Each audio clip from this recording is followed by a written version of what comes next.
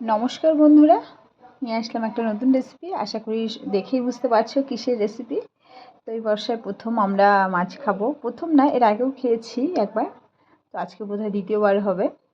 তো আমরা দুজন, যেহেতু হাজব্যান্ড ওয়াইফ, আমার ছেলে মাছ খায় না তাই ওর জন্য নিয়ে নিই, বাকিটা রেখে দিয়েছি ফ্রিজে।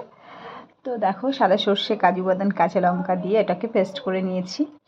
শিলনোড়ায় বেটেছি, যদিও আমি নুন, হলুদ, একটু লঙ্কার গুঁড়ো দিয়ে, একটু সর্ষের তেল দিয়ে ভালো করে ম্যাগনেট করে রেখে দেবো খানিকটা সময়।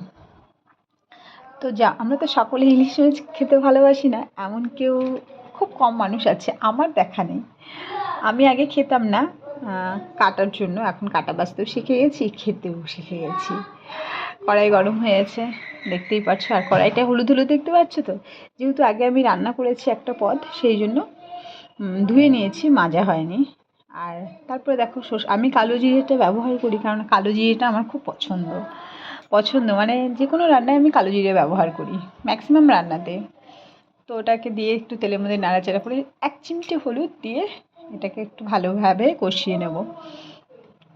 যেহেতু এটা সর্ষেটা তো কাঁচাই খাওয়া যায়, সর্ষে বাটাটা বেশি ভাজার প্রয়োজন নেই। আর এদিকে দেখো, মশলার থেকে তেল বেরিয়ে গেছে।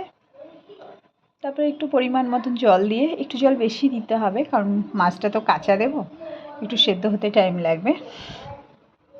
তো দেখো, ফুটে উঠেছে। ফুটে ওঠার পরে আমি যে নুন হলুদ মাখিয়ে রেখেছিলাম যে মাছগুলো, সেটা একে একে দিয়ে দিচ্ছি ওই ফুটে ওঠা সর্ষে বাটা জলের মধ্যে।